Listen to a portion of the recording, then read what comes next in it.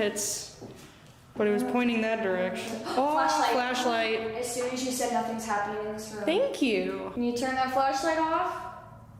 Thank you. Oh, right on command. Right. Oh, wait. I want to know, like, starting, if it's okay, like from the beginning, how you two met and how you guys got into this. My first experience was in 2008. I was 8 years old, and I met a friend, moved to this neighborhood, and he's like, hey, I have a GameCube. Let's go play GameCube. And like, I noticed this painting on the wall. I was like, this is a freaky painting. And it was like smiling, right? It's a little girl and it's smiling. We looked at the TV, and if you look at the reflection of the TV, you could see it in the background, but it was frowning. And you turn around, it's smiling. So we're just like, all right. Funny enough, I actually have the painting. I was about to say, is that what influenced? No way. Yes, in your intro. God. I was about to ask that. I actually acquired it from his grandmother a couple years ago. But going back to it, 2012, I started to get more of an interest in the paranormal. His sister actually told us about like this abandoned insane asylum like 2 hours south of where we were. I'm 12 years old, and we're driving down to Peoria. My mom is driving us. I have the coolest mom. That's a good She mom. was like, yeah. And we get to this building. We pull up to this limestone building, and it's just lit up in purple lights. This is not abandoned, unless there's like a rave going on. I don't know, man. I don't know. We start walking up to the doors, and this guy comes out with this southern accent. He's like, y'all here for the ghost tour?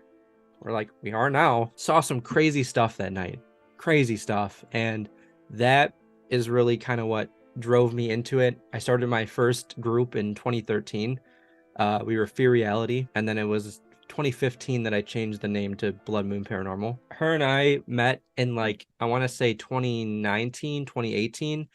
We worked at a haunted house together. November we started dating, and then she's a photographer. She was a photographer before she joined Blood Moon. So I was like, hey, I need a photographer. Like, it'd be really cool if you came and you joined us on this, and the rest is history. That's such an odd request to like join something like that if you weren't into it before. Like, what made you agree to it? I've always been interested in the paranormal. Like Zach said, like Ghost Adventures, that's usually how everybody gets into it. Or like the haunting one where it's like the theatrical like remakes of like just hauntings and all of that. I wanted to do it for real, you know.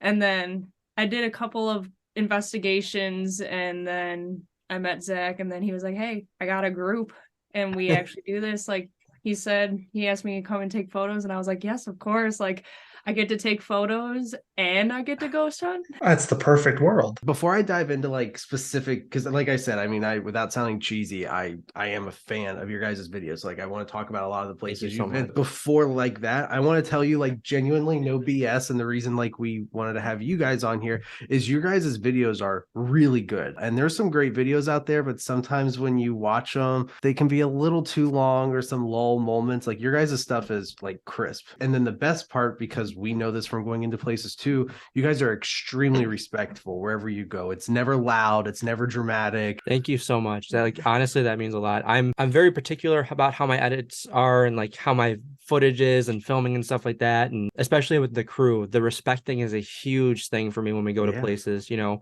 I like to go to a place, this is how they left the building, we're going to leave it the same way when we leave. Yeah. And I tell all of my crew that we have to leave it the way we found it. You know, we do have a big crew. We have like 11 people in our crew. Not everyone goes on an investigation, but I'm very, very, very picky about who I pick to come on the crew, because it's like, I need that respect to be there. I don't want that reputation of being the guy that shows up and destroys everything, or like, you know, smokes in the building or something, you know? So it's just not right. Yeah. No, exactly. And don't you feel like if you are, or if you see someone, not you guys, like disrespectful in a place, like, I find it hard to believe that you're going to get anything. If there are ghosts or spirits in a place, they're not going to respond to somebody coming in there loud and obnoxious, being disrespectful. 100%. Yeah, absolutely. And it's that, and like just the owners, you know, like, like, owners talk to each other. You don't realize they do, but they do talk to each other, and they let each other know about certain groups. And it's funny that you say that. I feel like when we started doing these, and I know I came on maybe a couple after the Ghost Bros had started, but it was all just, I mean, a skit, just getting together, have a few laughs. This is something that we grew up, kind of the nostalgia factor of going into these older buildings or buildings that have a history, and kind of just treating it almost as if it was that we were doing a comedy bit or something, that we're just there to make jokes and everything. But I feel like there's that certain balance that you need. But at the same time, I feel like you have to kind of, along that respectfulness factor, just be serious in the way that you're investigating. So literally across the street from the old Blackford County Jail, 10 feet away maybe, is the Demon House. And you guys were there. The video was awesome. We're going there this year. I think August is when we booked it. What can you like brace us for? Have fun. Good luck.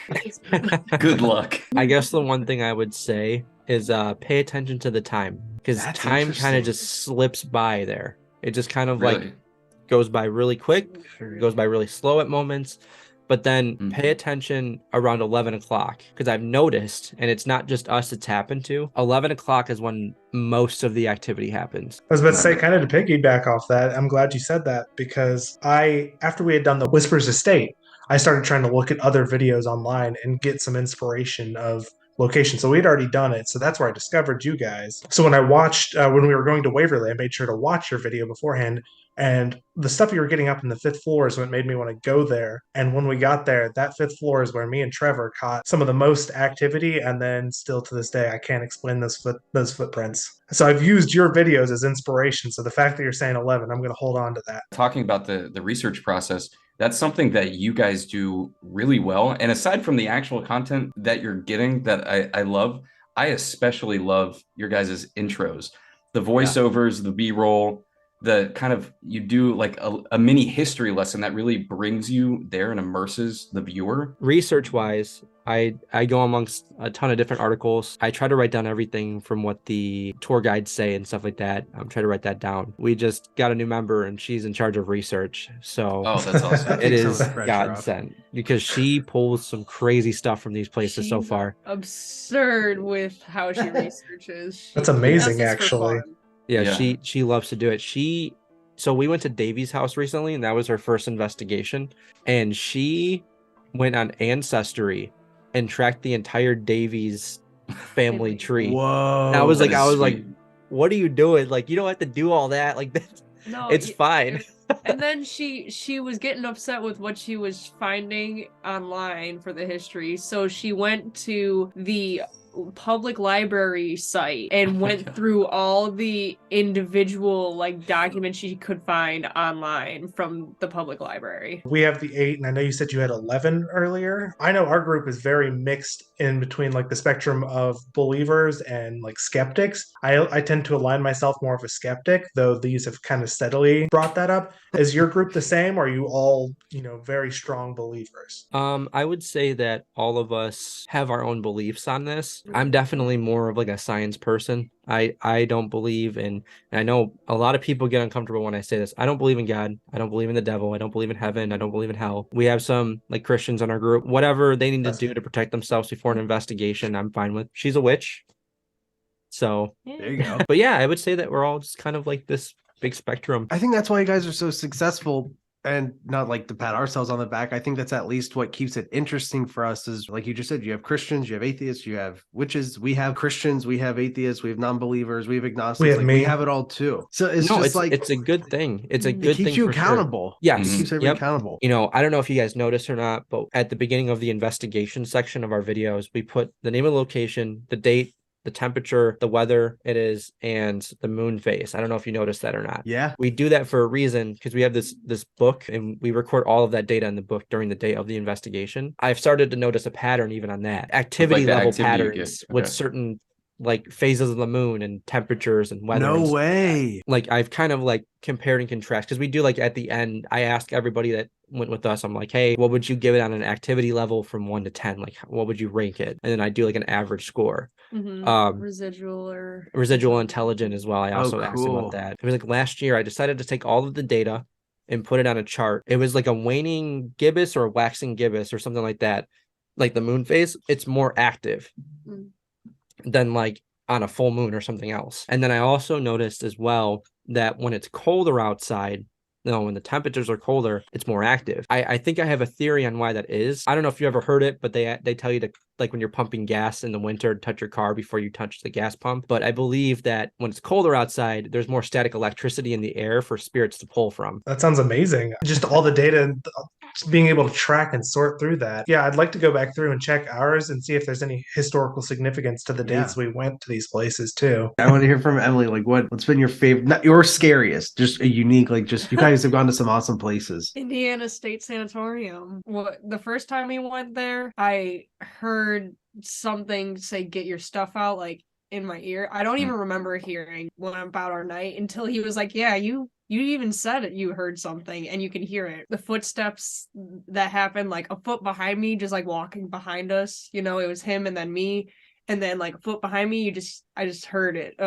Something came down one of the stairways, like it sounded like running down the stairway, and to the point where I'm like kind of more towards the opening in the middle. It pretty much came at me to the point where I body checked him into the wall because like I thought it was like an animal because I heard leaves coming out of the way too, Oh my god. because there was leaves in the bottom of the stairwell. So it was like and that was the first time she ever cried on an investigation. Wow. And she is the bravest person you'll ever meet. Her first investigation ever was at this tuberculosis hospital in Peoria. We did the tour and the tour guys told us, they're like, "Oh yeah, there's a spirit in the basement that doesn't like women, so we do our tour, we're starting to set up our equipment and stuff like that." And I'm like, she was taking photos, so I was like, she's off doing her thing. And I look at my other investigators, Sam and Jared, I'm like, "Where's Emily at?" And they're like, "Oh, we haven't seen her." And we're like calling, "Emily." We open the basement door. "Emily."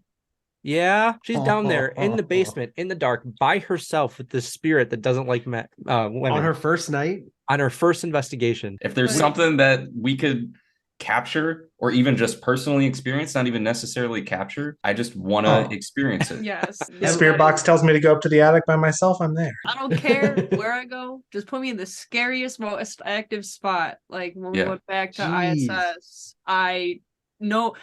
we did a random pick, right? We picked out of a bucket and nobody got the nurse's station and I had a free choice. So I took it upon myself to sit in the nurse's station for my solo. And I heard some of the most amazing, terrifying things ever. You do that, Emily? Trevor and I can't even get our wives to watch our videos. Like, it's like pulling teeth for them to just watch what we do. She's a little more on board now. My wife's getting worse. Slowly. Like, the more we do, she won't watch. But of the night of recording this, the part of the Dahmer doc came out. It is really, really cool. Thank you so much. To be honest, like, there's so much out there on Jeffrey Dahmer right now that you still, just from what I saw, I need to finish it when we get off here, you still found a way to make it different and unique. You're covering things that you don't see in like the Netflix documentary. It's not repetitive. Like, it actually was holding my attention to something I thought I already knew and I didn't. I was planning on doing something like this, like similar to this, before the whole Dahmer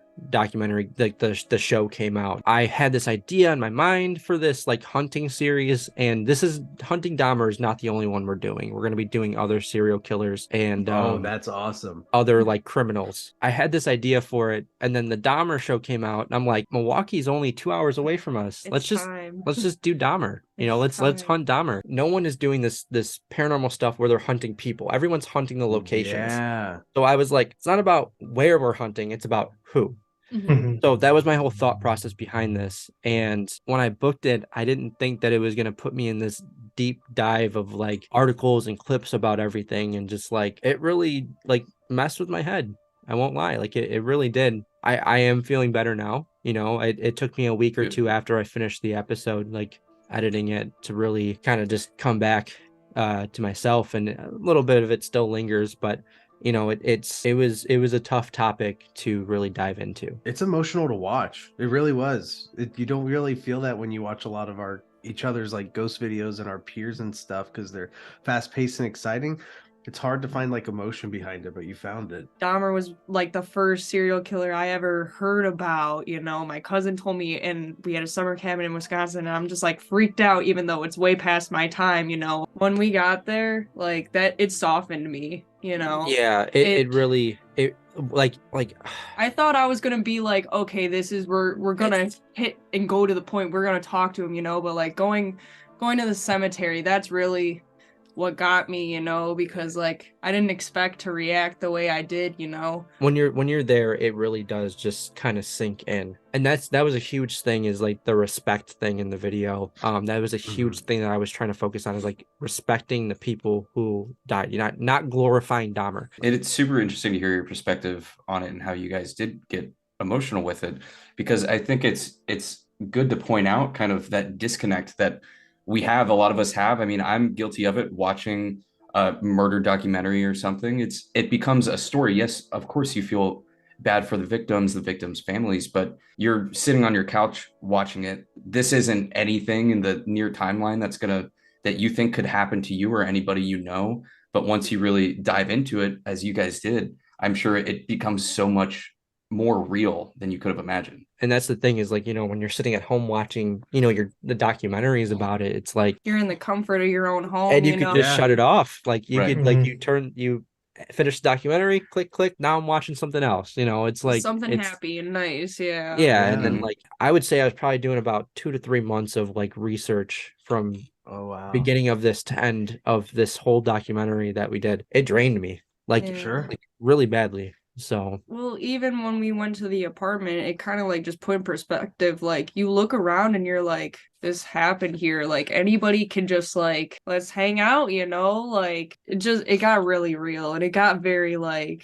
and it was unsettling. That neighborhood that he was living in, where the apartment was, it was not the best neighborhood at all. It was pretty bad over there, and like those were the people he was targeting. It was tough, but I'm really happy we got to do what we did. It was executed honestly like really good. I'm glad we got to talk to you after I got to watch it, so there's no fluff. It really was really good. I appreciate that. Thank you so much. What would be your one piece of advice for maybe one of our audience members, anybody watching this or anybody listening? Just do it, honestly. Like, I understand, like, it takes a lot to get the momentum going, but do a little bit of research, find a place that isn't super expensive, and just do it. Help build the community and help us learn more about what actually goes on. There's like a wall that people are just like, I don't know if I'm comfortable hopping over that. There's like this hesitancy, but once you do it and you do it once, it kind of builds on itself. You get momentum and you do want to do them more.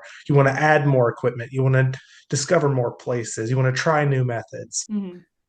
For me, I would just say debunk. And that too. Yeah. It's better to get no evidence than to fake evidence. And I said that recently on Twitter as well, because getting no evidence shows that you're credible. I'm gonna go and finish the Dahmer video before I need to start it. I'm excited to watch it. Zach and Emily, you guys are awesome. Thank you so much for taking thank you very much for taking the time. Absolutely, man. Thank you for having us. You guys are awesome. I really enjoyed talking with you guys. Seriously.